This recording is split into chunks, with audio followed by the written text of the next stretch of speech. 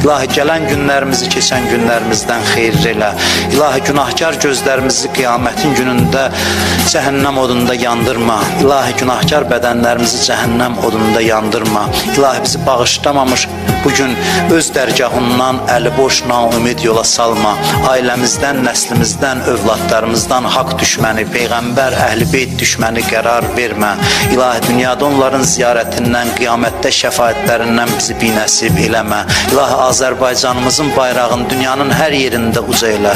Xalqımızı, millətimizi, dövlətimizi hifz elə. Bu torpaqların azadlığı, müstəqilliyi uğrunda canını fəda eləmiş əziz şəhidlərimizi Kərbəla şəhidləri ilə məşhur elə. Torpaqların keşiyində dayanan əskərlərimizi, zabitlərimizi hifz elə.